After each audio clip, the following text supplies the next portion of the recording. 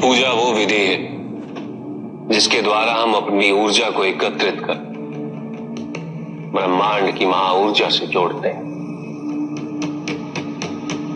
ब्रह्मांड की महाऊर्जा से जुटने के पश्चात ही एकाग्रता आती है। एकाग्रता हमारे लिए ज्ञान के द्वार खोलती है।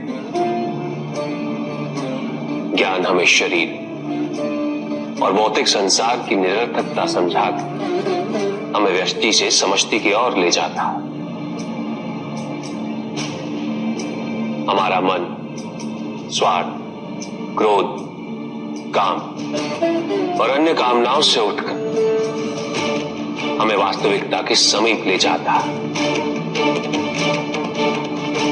जहां इस समस्त संसार का सत्य निहित है। अपने अंतर से मुक्त होकर हम जितना बाहर देखेंगे उतना ही भटकेंगे, और भटकने का अर्थ है पाप की ओर अग्रसर होना। क्योंकि तुम्हारे बाहर खड़ा भौतिक संसार तुम्हें आवश्यकताओं द्वारा सदैव भटकाने हेतु तत्पर रहता है।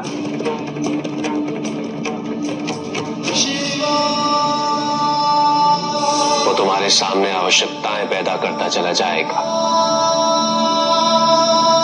और तुम उन आवश्यकताओं की पूर्ति करने हेतु उचित और अनुचित को भूलकर कब पाप कर्मों में लिप्त हो जाओगे तुम्हें पता ही नहीं चलेगा। इसलिए केवल ज्ञान ही व्यक्ति का और समाज का हित कर सकता है, किंतु ये तभी संभव है जब इसे निष्काम भावना से प्राप्त किया जा सके।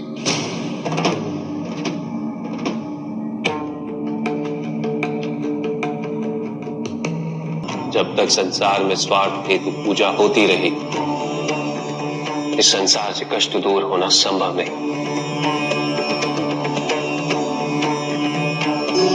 जिस धर्म का निर्माण स्वार्थ से मुक्त होने हेतु हुआ था,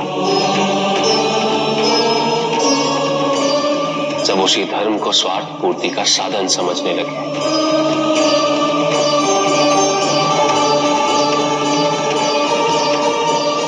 यह अत्यंत चिंता का विषय है। इस संसार में, इस प्रकृति में 3 गुणों का समावेश है, रजस, तमस और सत्व। संसार के निर्मित रूप से चलने के लिए इन तीनों का संतुलन अनिवार्य है।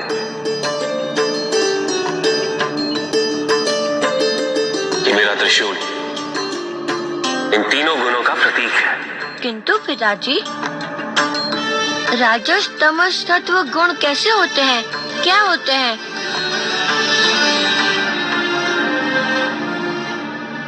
प्रकाश, ऊर्जा, क्रोध, आवेश, गति, परिवर्तन, आकांक्षा, ये सब राजसिक गुणों के उदाहरण हैं। जन्म भी रजस है और बालपन भी रजस है। उसी प्रकार अहंकार, अज्ञानता, आलोचना, ईर्ष्या, द्वेष, मृत्यु, वृद्धावस्था, ये सभी तात्विक गुण के प्रतीक हैं। जैसा कि तुम देख सकते हो पुत्र, इन दोनों का संतुलन बनाए रखना इस संसार के कल्याण के लिए अनिवार्य है। किंतु उसके लिए अनिवार्य है इनके समक्ष एक तीसरा गुण होना। उसी लिए उत्पत्ति हुई है सात्विक गुण की। शुद्धता, जगत कल्याण के प्रति समर्पण, पवित्रता, समर्पण, यौवन, परिश्रम, विकास, निरंतरता, सत्य, आत्मविश्वास, उदारता, आध्यात्मिक ज्ञान में रुचि और संसार की सुंदरता, ये सभी सत्व गुण के लक्षण हैं। समझे मेरे पुत्र? ये तो समझ गया, किंतु ये भस्म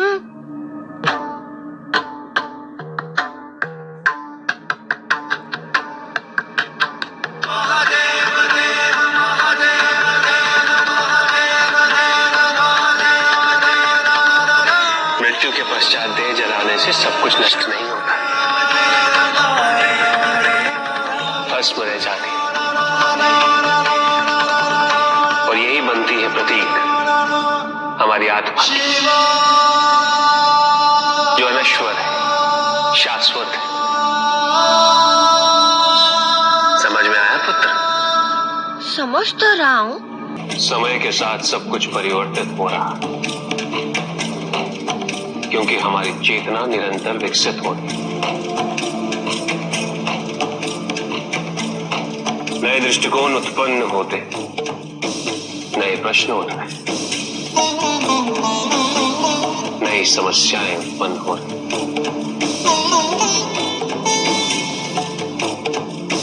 इन नई परिस्थितियों का सामना करने के नियम, मान्यता, विचारधारा में परिवर्तन लाना अनिवार्य है।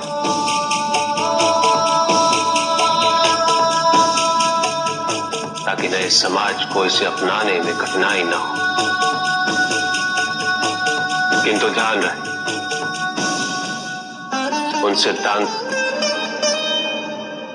उन विचारधाराओं के मूल स्वरूप में कोई परिवर्तन नहीं होना चाहिए। क्षमा करना अत्यंत कठिन होता है कुछ, और वो भी ऐसे अपराध की। किंतु जो मेरे सच्चे भक्त हैं, उनके हृदय में दया का कभी अभाव नहीं होता।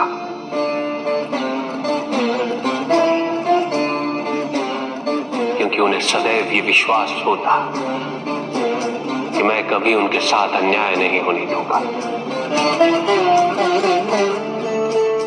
तुमने अपनी दया का प्रमाण देकर अपनी सच्ची भक्ति को सिद्ध किया, और मैं अपने सच्चे भक्तों की पीड़ा कभी सहन नहीं कर सकता। धन्य हो तुम्हारे मन में संसार के कल्याण के प्रति भावना वास करती। तुम्हारी भक्ति, तुम्हारी पवित्रता के कारण मैं सदैव यही रहूंगा। अनंत काल तक ये समस्त संसार तुम्हारी करुणा का स्मरण करता रहेगा। इसलिए ये धाम घुश्मेश्वर ज्योतिर्लिंग के नाम से प्रसिद्ध होगा।